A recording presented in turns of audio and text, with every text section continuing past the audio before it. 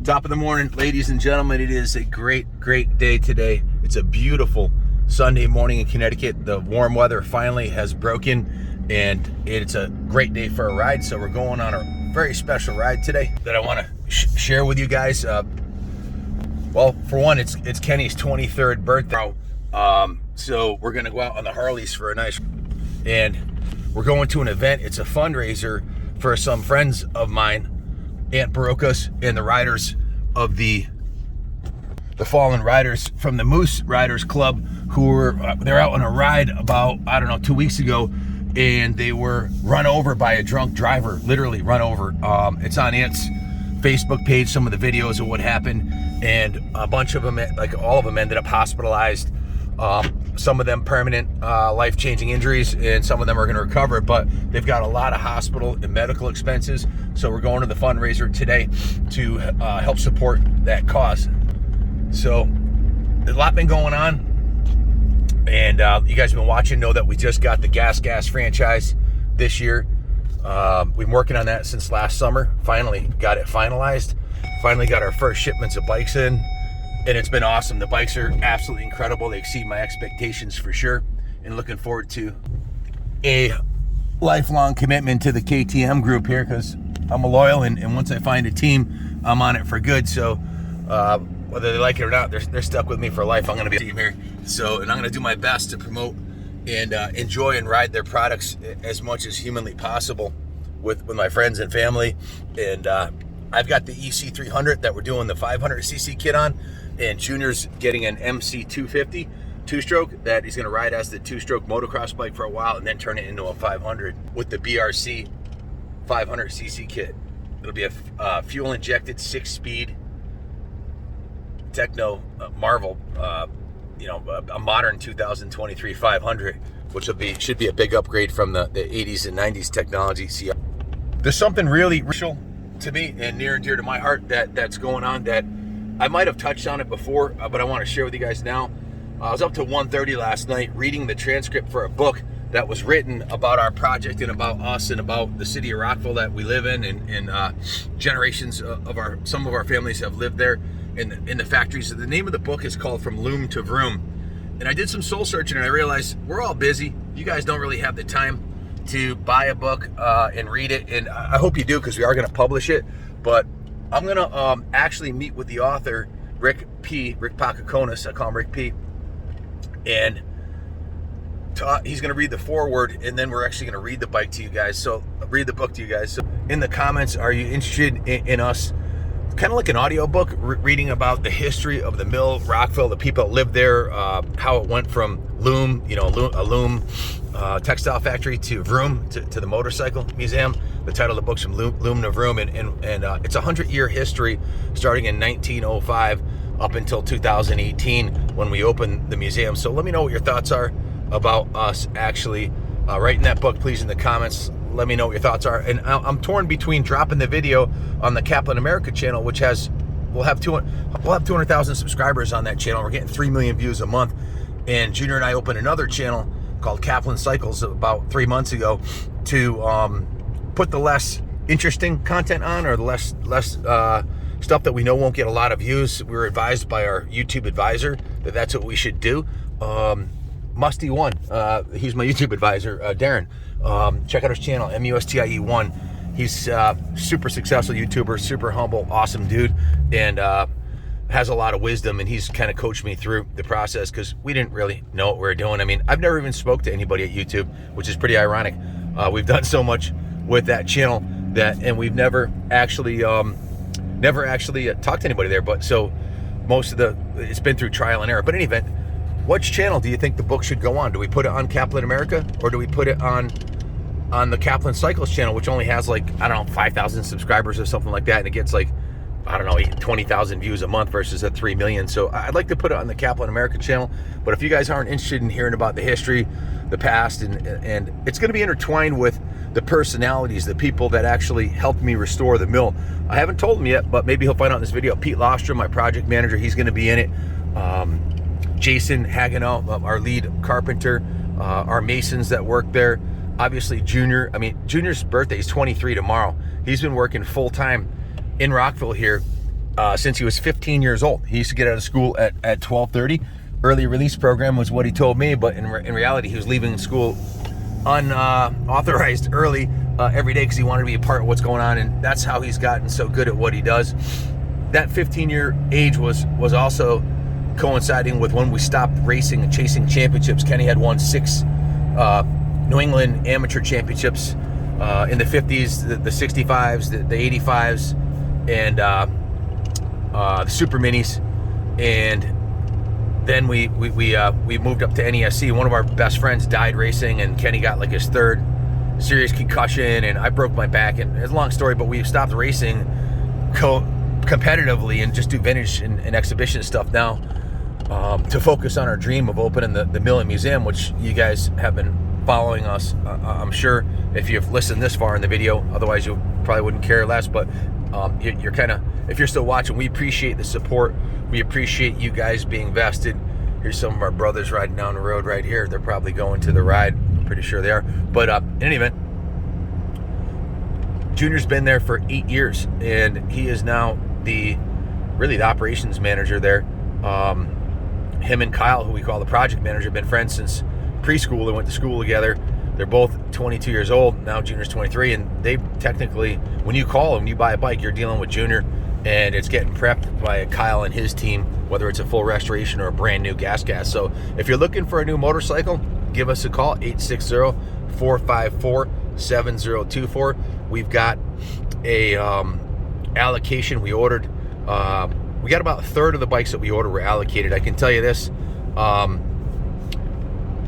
I wanted to order hundreds of motorcycles, but because I know you guys would buy them, but the quantities are limited. The first allocation was only 52 bikes, and Junior sold out of all the 300s the first week. He sold 10 bikes. So if you're looking for a Gasgas, we have financing through Freedom Road Financing at 860-454-7024. Give us a call, 9 to 5, Monday through Friday. We're also taking trade-ins. I don't care what it is. If it has 2 wheels and an engine, whether it runs or not, even if it's not complete, as long as it rolls, we'll take it in and we'll find a home for it. We have clients all over the world that buy motorcycles for parts. So if it's not running, don't worry about it. We'll take motorcycle collections on trades. Anything motorcycle related, motorcycle trailers, trucks, that kind of stuff. Anything that has to do with the love of motorcycling, we'll take on a trade-in towards a new bike. So, and we'll also be doing custom graphics and BRC 500 kits, and we'll be turning out the nicest Gasgas off-road bikes in the world. That's our goal. Our goal is to be their #1 media source on the planet.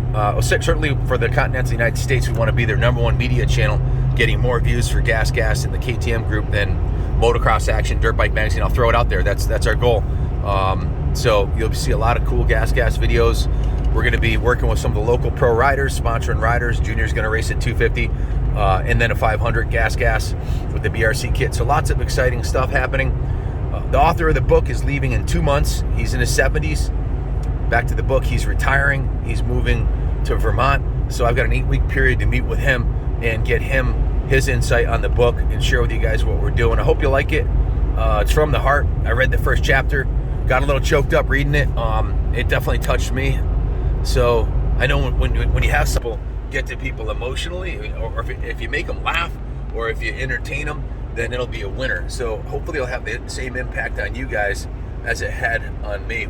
And of course I was part of the last half of the book, Resurrecting the Mill. And we're going to share with you guys something I've kept mostly from the public, and that was the struggle of resurrecting the mill, the dealing with all the authorities, the authorities that threw us under the bus. Unfortunately, sorry guys, but the truth is going to be told. We're going to ruffle some feathers, but I'm going to let it be known who were the roadblocks and why I think that they shut us down.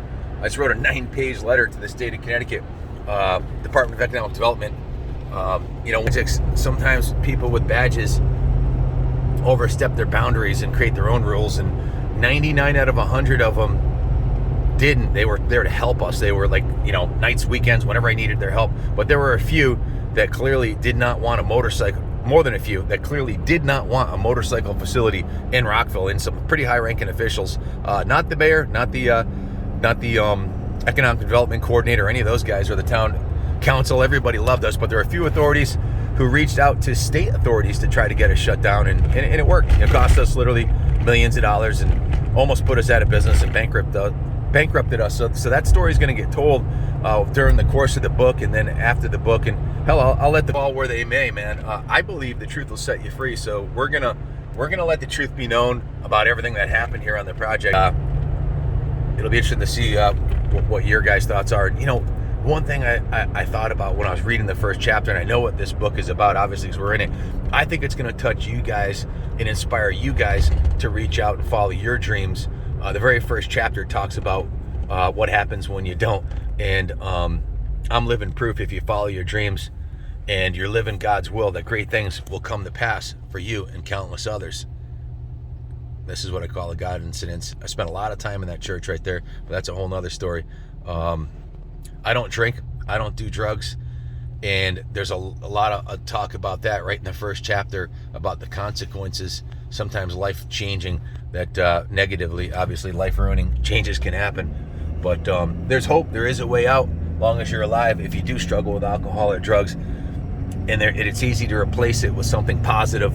Like, if you're still watching this, your passion for motorcycles is a good starting point. I might have talked about that 100 times. So today is going to be a great day. I'm going to take Junior out on the FXR. I'm going to be on the Turbo Dyna. Christine, I'll be on the Turbo Dyna. So